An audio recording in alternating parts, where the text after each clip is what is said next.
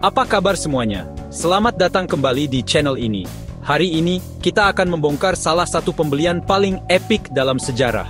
Bayangkan membeli wilayah 2 kali lipat Texas dengan harga setara satu jet pribadi mewah. Kedengarannya mustahil kan? Tapi itulah yang terjadi pada Alaska. Kita akan mengupas bagaimana Alaska, dulunya bagian dari Rusia, menjadi milik Amerika Serikat. Ini bukan sekadar cerita jual-beli tanah biasa. Ini adalah kisah epik tentang visi, ejekan, dan penemuan harta karun yang mengubah segalanya. Kita akan melakukan perjalanan waktu, kembali ke masa ketika Kekaisaran Rusia memutuskan untuk menjual wilayah raksasa ini. Kenapa mereka menjualnya? Dan kenapa Amerika Serikat mau membelinya? Padahal banyak yang bilang itu cuma bongkahan es tak berguna. Kita akan menjawab semua pertanyaan itu dan lebih banyak lagi. Kita akan melihat bagaimana ejekan kebodohan Seward berubah menjadi salah satu investasi paling menguntungkan dalam sejarah umat manusia. Ini akan menjadi petualangan yang luar biasa, penuh dengan fakta-fakta gila dan momen-momen bersejarah yang akan membuat kalian tercengang. Jadi, siapkan diri kalian, karena kita akan terbang ke The Last Frontier.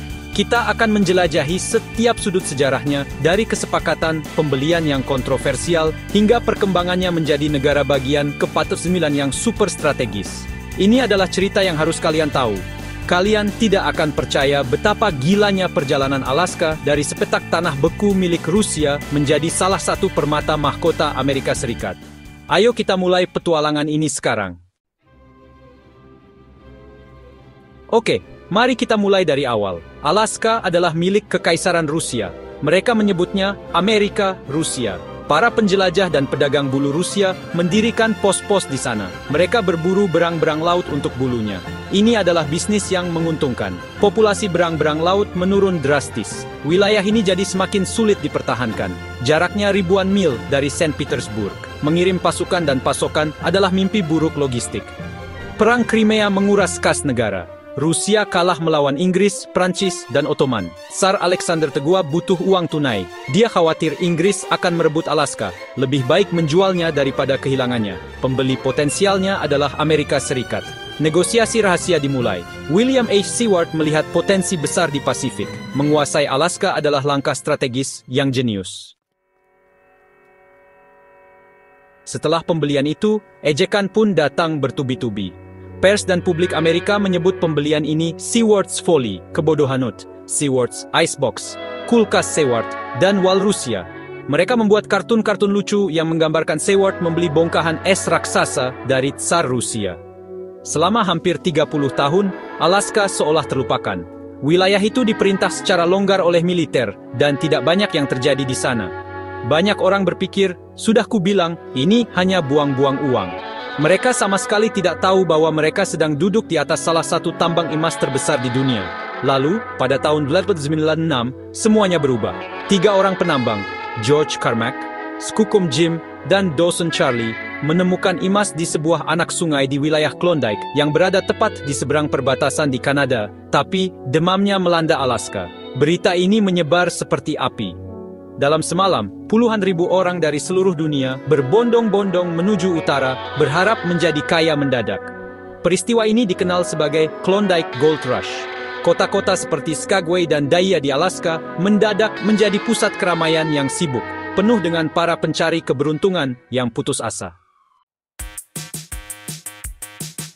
Meskipun sudah terbukti sebagai harta karun, perjalanan Alaska untuk menjadi negara bagian resmi Amerika Serikat ternyata sangat panjang dan berliku. Setelah demam emas mereda, Alaska kembali menjadi wilayah yang agak terpencil. Selama paruh pertama abad ke-20, statusnya hanyalah sebuah teritori. Artinya, penduduk Alaska adalah warga negara AS, tapi mereka tidak punya perwakilan yang punya hak suara di Kongres, dan tidak bisa memilih presiden. Mereka seperti warga kelas 2, padahal wilayah mereka menyumbang begitu banyak kekayaan bagi negara. Tentu saja, mereka tidak suka dengan kondisi ini. Gerakan untuk menjadikan Alaska sebagai negara bagian mulai tumbuh. Para pendukungnya, seperti Ernest Gruening dan Bob Bartlett, berjuang tanpa lelah selama bertahun-tahun.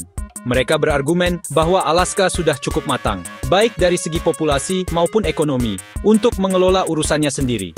Mereka ingin punya suara dalam pemerintahan federal yang membuat keputusan tentang tanah dan sumber daya mereka. Namun, perjuangan ini tidak mudah. Banyak politisi di Washington DC yang menentangnya.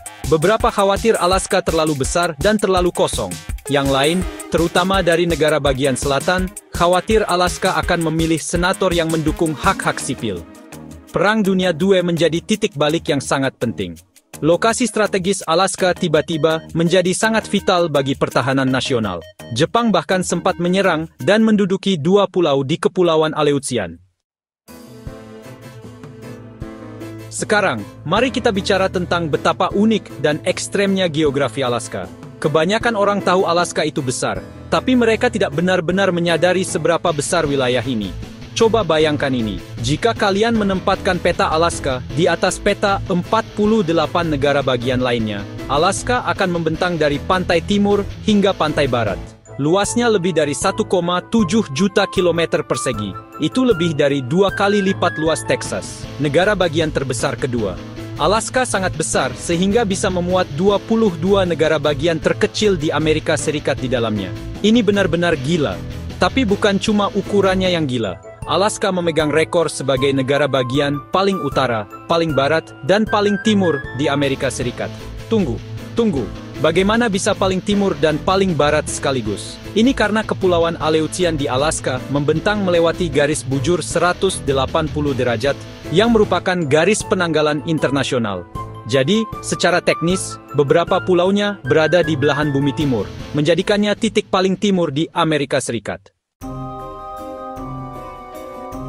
Posisi geografis Alaska yang unik juga memberinya perbatasan yang sangat strategis dan penting. Mari kita lihat petanya.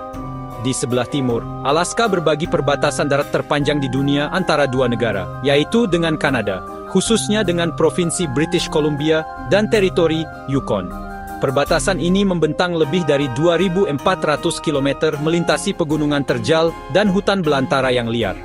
Ini adalah perbatasan yang damai, tetapi juga sangat terpencil dan sulit diakses di banyak tempat. Di sebelah utara, Alaska berbatasan dengan Samudra Arktik.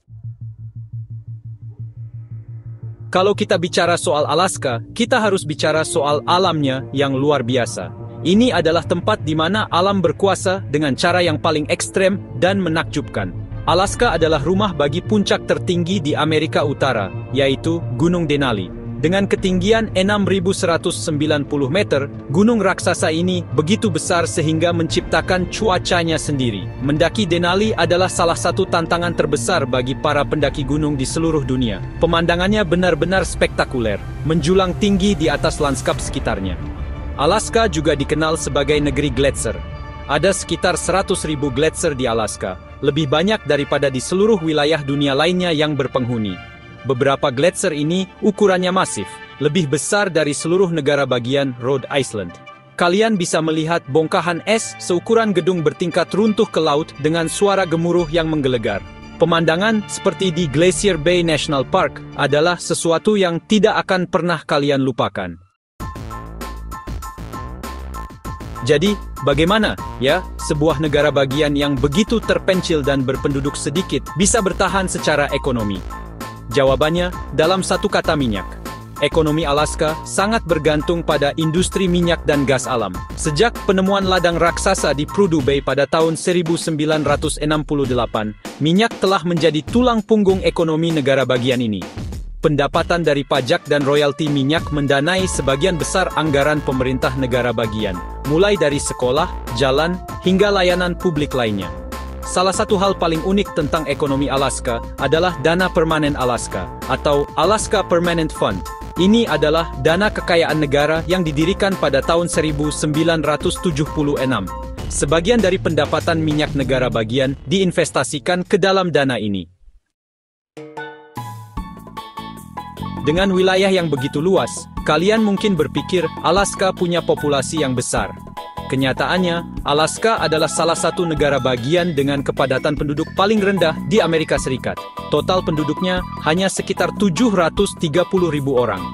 Jika Alaska adalah sebuah kota, itu bahkan tidak akan masuk dalam 20 kota terbesar di Amerika. Sebagian besar wilayahnya adalah hutan belantara yang tidak berpenghuni. Rata-rata hanya ada sekitar 1 orang per mil persegi. Ini benar-benar the last frontier. Politik di Alaska sama uniknya dengan geografinya. Secara tradisional, Alaska dianggap sebagai negara bagian yang condong ke Partai Republik, terutama dalam pemilihan presiden. Sejak menjadi negara bagian pada tahun 1959, Alaska hampir selalu memilih kandidat presiden dari Partai Republik. Hal ini sebagian besar disebabkan oleh etos individualisme yang kuat, pentingnya industri sumber daya alam seperti minyak dan pertambangan, dan skeptisisme terhadap campur tangan pemerintah federal yang berlebihan. Para pemilih di sini cenderung menghargai kebebasan pribadi dan pembangunan ekonomi. Budaya di Alaska adalah perpaduan yang menarik antara tradisi kuno dan gaya hidup modern yang tangguh. Ini adalah tempat di mana budaya asli Alaska yang telah berumur ribuan tahun bertemu dengan semangat perbatasan para pendatang yang lebih baru. Hasilnya adalah mosaik budaya yang tidak akan kalian temukan di tempat lain. Seni asli Alaska seperti ukiran totem, topeng, keranjang anyaman, dan ukiran gading sangat dihargai dan dapat dilihat di seluruh negara bagian, dari museum hingga galeri seni modern. Gila banget kan? Dari tanah beku yang dulu diejek sebagai kebodohan Seward, Alaska kini jadi negara bagian kaya emas, minyak, dan keindahan alam luar biasa. Alaska bukan sekadar negara bagian. Ini dunia berbeda, bukti ketangguhan dan kekuatan alam. Jika kalian suka video seperti ini, jangan lupa like dan subscribe supaya tidak ketinggalan petualangan berikutnya. Terima kasih sudah menonton, sampai jumpa di video selanjutnya.